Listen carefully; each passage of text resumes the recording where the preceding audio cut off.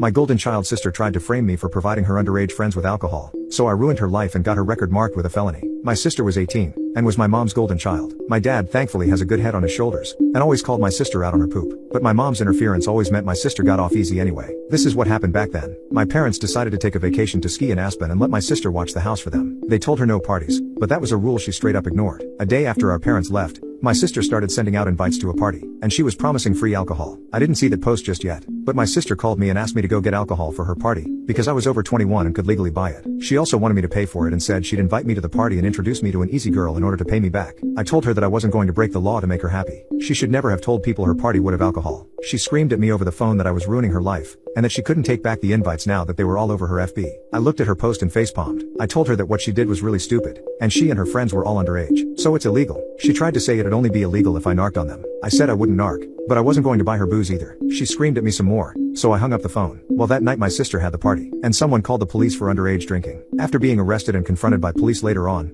my sister threw me under the bus and said that I'd supplied the alcohol she was using. Turns out she actually broke into Dad's liquor cabinet, and thought it'd be better to frame me for her crime. Police came and arrested me at my apartment the day after the party. They seemed already convinced I was guilty, and didn't really listen to me when I said I was never there, but I willingly cooperated with them. At the station I told them the whole story, and got them to look at my sister's FB post. Thankfully there were a few people there who listened to me, but I still had to sit the night out in a cell while my parents were called. My mom and dad flew back home overnight, and bailed out both my sister and I, but my mom tried to make my dad leave me in jail, because my sister had told them her lies as well. But my dad took the time to talk to me, and look at my sister's FB, so he believed me. This caused a fight between him and my mom. When they got home my dad discovered my sister had broken into his liquor cabinet, and spoke to police on my behalf. My mom however still wanted the blame to fall on me because as she put it the charges were ruining her baby's future. But my innocence was further proven by the fact that I and my car were seen on CCTV when I left work, and when I arrived at home soon after, as the apartment I was living in then had CCTV cameras to watch the parking lot. My car did not move from there for the rest of the day and night. In my sister's story to police I had driven out and gotten the alcohol for her, but I wasn't seen on CCTV in any liquor store in the county, and my bank account showed no transactions buying alcohol. My parents' house also had a camera at the front door, and my car was never seen in the driveway that day. After being confronted with those facts, my sister's story changed to saying I already had the alcohol and gave it to her at my apartment. But my sister's car had never showed up at my apartment either, and there was like 3 cheap beers in my apartment fridge and no hard alcohol. My sister finally had to give up on her lies, and my parents were severely disappointed in her. But my mom still tried to convince me to take the fall for my sister. She came to my apartment and actually demanded that I tell police that it was all my fault. I said I wasn't going to ruin my future for my sister. She refused to leave and went from demanding to begging. She even got on her knees and tried to convince me that she and my dad would make everything okay in the long run if I just took the blame now. I said I'd rather live my life poor than have that felony on my record. She threw a huge fit and started throwing things because I refused to do as she wanted. I threatened to call police and she left my apartment cussing me out like a mad woman. I've never heard so many F-bombs out of her before or since, but she kept them up all the way to her car,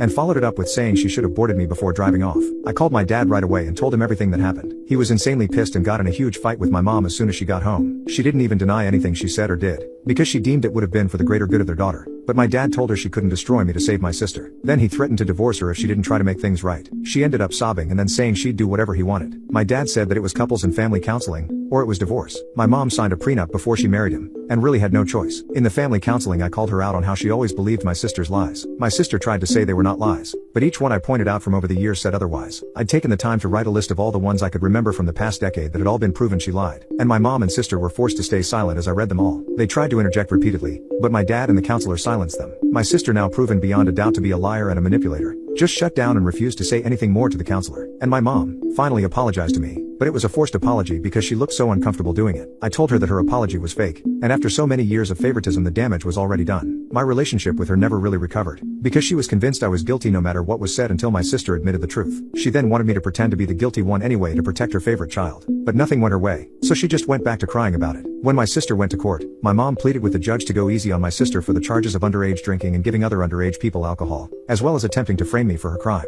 She also resisted arrest when the police came and shut down the party. She was very drunk when it happened. They kept her in a cell overnight to sober up, and then she told police I'd been the one to provide the alcohol. My mom's begging, along with a relentless lawyer my parents hired, got the judge to cut a deal, provided my sister plead guilty, which she did not want to do, but her lawyer highly recommended she take said deal to avoid jail time. because there was no other way of keeping her from getting a felony on her record. My sister's lawyer used the fact that the alcohol had not been bought that day, but rather had already been in the house long before the party happened to help lessen the charges. My sister's FB had also been completely deleted by her as soon as she could in order to hide the post. The judge just wanted the case over with, so my sister got off with a huge fine that our mom paid most of out of her own pocket, and a couple years probation. She was also made to get therapy too by her dad. She's never really showed actual remorse for what she did though, and only had animosity for me, no matter how in the wrong she was. She was eventually diagnosed as a narcissist after dad made her go see a doctor. After her probation and 4 years of college were over, she decided she would leave home for California and never return once she landed a good job. She currently works in an office in LA, and we've not spoken in years. Dad got her that job, and she's not shown any real appreciation for it. Even my mom has given up on her ever coming home for the holidays and us being a family again. It tore her up inside for a few years, but now she's just bitter. She doesn't blame me anymore, but we only seem to show indifference to each other. Just because my sister cut her off wouldn't make me the new de facto favorite. It just means my mom lost her baby, and isn't getting her back.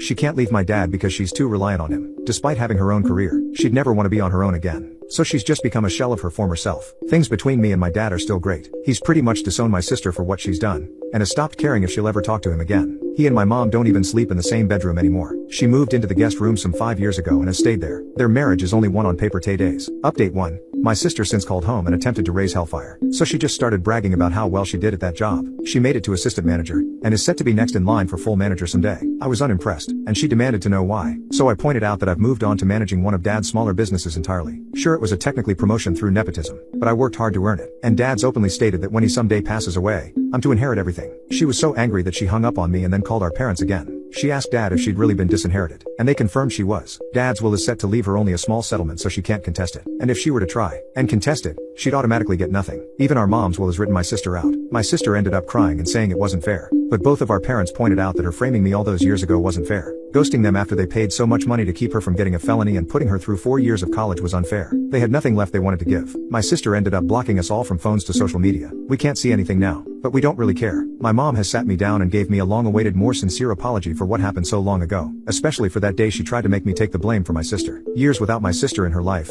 and the recent incident has made her realize more than ever that she was a terrible mother to us both, and she can't undo anything. But she wanted to at least say she was incredibly sorry, and that she loved me. She's just been too ashamed to really show it. She's now finally looking into therapy, and she's even making an effort to spend more time with my dad, like in the old days. It's ironic really. My sister tore our family apart, and then she somehow put it right back together by being the same kind of nasty person she's always been.